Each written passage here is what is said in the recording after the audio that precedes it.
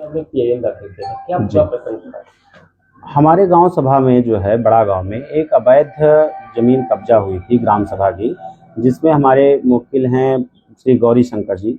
उन्होंने आया हमारे पास बताया कि ग्राम सभा की संपत्ति को कब्जा कर लिया गया है, जिसके लिए हम एक पीआईएल दाखिल करना चाहते हैं। मैंने कहा ठीक है, आप माननीय उच्च न्यायालय में हम दाखिल करेंगे। हम उनके याची अधिवक्ता हैं। हम उनका जो है कि पीआईएल माननीय न्यायालय के सामने प्रेजेंट किए और जो है कि उसमें आदेश हुआ एसडीएम मछली शहर के लिए कि आप अपना पर्सनल एफिडेविट पे जांच करके मामले को जो है भेजें। तो उन्होंने जांच दिया कि हाँ, उन्होंने कब्जा किया हुआ है, घर और उनका सहन के रूप में दिखाया कि कब्जा है।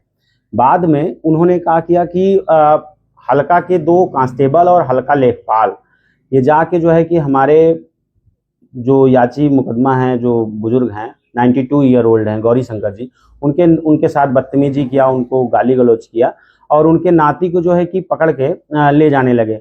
कुछ दूर जाने के बाद उनके फादर आते हैं, जो उनके मतलब लड़के को ले जा रहे थे, रजनीश सरोज को, उसके फादर आते हैं। तो वो कहते हैं कि सर छोड़ दीजिए, बातचीत करते हैं। उसके बाद 2000 रुपया लेते हैं, उसके बाद छोड़ दिया जाता है उनको, जिसका संज्ञान जो है हमने बाद में हमको क्लाइंट ने दिया कि उसका ये कहना था कि सर जो है हम लड़ नहीं पाएंगे क्योंकि हमारे लड़के के ऊपर फर्जी मुकदमा हो जाएगा, हम फंस जाएंगे, आप जो है इस मुकदमे में खड़े मत होइए। तो मैंने कहा कि नहीं, ऐसा नहीं है, हम माननीय न्यायालय से बात करेंगे और इस बारे में हम उनको सूचना देंगे। मैंने जज साहब के सामने बताया इस चीज़ को, लॉर्डशिप के सामने, कि ये ऐसा ऐसा कृत्य कर रही है मुगरा पुलिस। तो उन्होंने तुरंत तत्काल प्रभाव से एसपी जौनपुर को जो है बोला कि आप पर्सनल एफिडेविट दे दीजिए। पर्सनल एफिडेविट के लिए जब उनको बुलाया गया तो जांच किए, जांच करने के बाद बोले कि मामला झूठा है।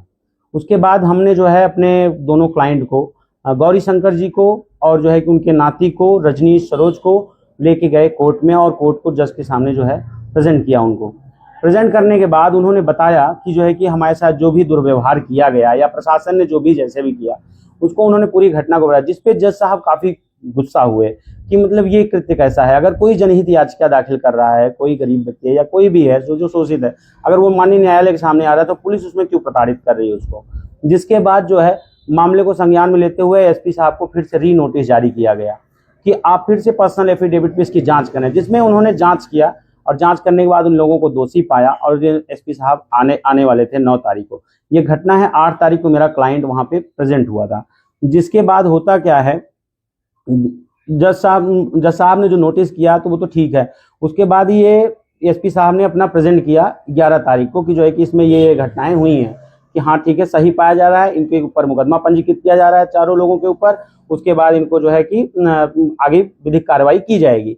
लेकिन जब 8 तारीख को इस ऑर्डर को किया गया एसपी को जांच करने के लिए, उस रात को जो है रात को 10:30 बजे मेरे पास फोन आता है थाना मुगरा बादशाहपुर के इंस्पेक्टर का कि जो है कि आप थाने पे आ जाइए, आपसे मिलना है। तो हम कहे कि हमसे क्या मिलना है, किस बारे में। तो कह रहे हैं कि अरे आपसे पूछताछ करनी है। हम किस बारे में पूछताछ करनी है। तो बोलते हैं कि जो है कि गौरी शंकर में मुकदमे में आप वकील हैं कि जी, कहन उसी में पूछताछ करनी है। हम कि अगर आपको कुछ पूछताछ करनी है या तो मेरा क्लाइंट है, आप उससे पूछ लीजिए भाई, आप जांच के पार्ट हैं, आप जांच कर रहे हैं, पूछ सकते हैं। या तो आप आपके जो सीएससी साहब हैं, हमारे यहाँ सरकारी अधिवक्ता साथी हैं जो हमारे अपोजिट में खड़े होते हैं, आप उनसे पूछ सकते हैं। लेकिन इन्होंने हमारे ऊपर प्रेशर बनाने लगे। हम कहे हमारे पास गाड़ी नहीं है, मैं अभी घर पे नहीं हूँ, मैं जौनपुर में हूँ। तो इन्होंने कहा कि मैं गाड़ी भेज देता हूँ। तो मैंने इनसे एक सिंपल सा सवाल पूछा, क्या आप मुझे अरेस्ट कराना चाहते हैं या आप मुझे अरेस्ट करना चाह रहे हैं। तो ये कहते हैं कि नहीं, मैं अरेस्ट नहीं करना चाह रहा हूँ, आप आइए पहले थाने पे आ जाइए। ये सुनने के लिए कुछ तैयार ही नहीं थे, एक ही शब्द बोल रहे थे कि थाने पे आ जाइए।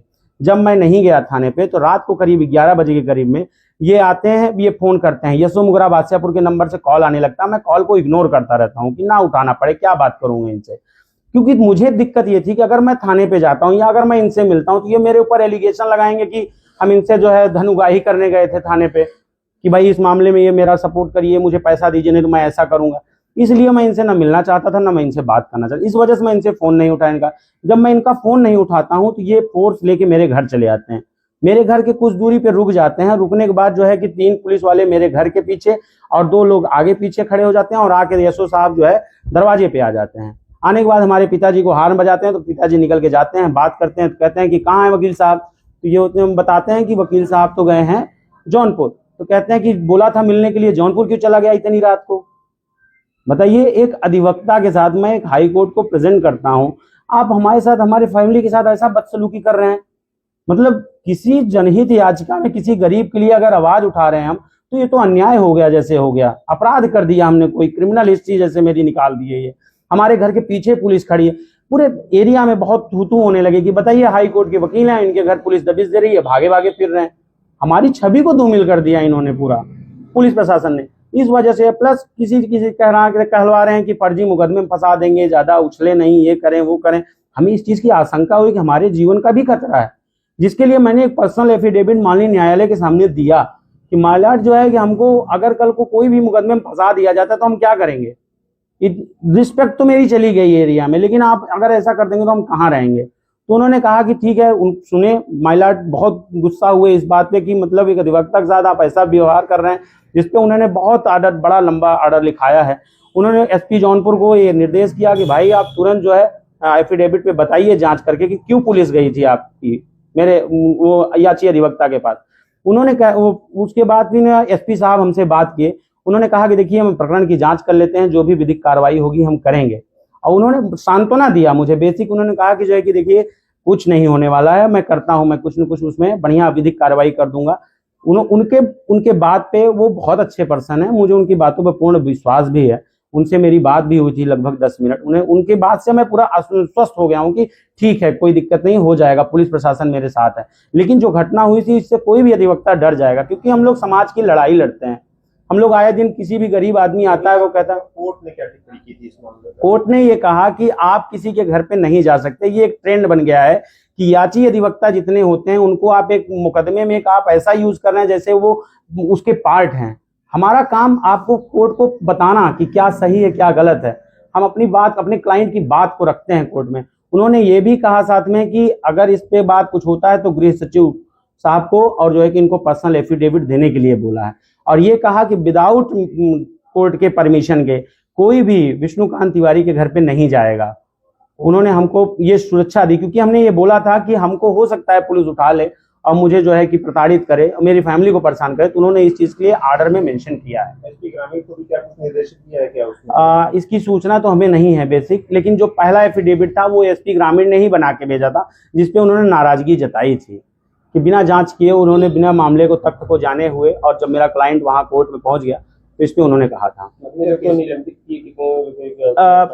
3 लोगों को निलंबित किए हैं और बाकी 4 लोगों पर कार्रवाई हुई है। क्या नाम है आपका? मेरा नाम विष्णुकांत तिवारी है। मैं Allahabad high court bar association का सदस्य हूं और मैं चैम्बर नंबर 143 में बैठता हूं, जो है कि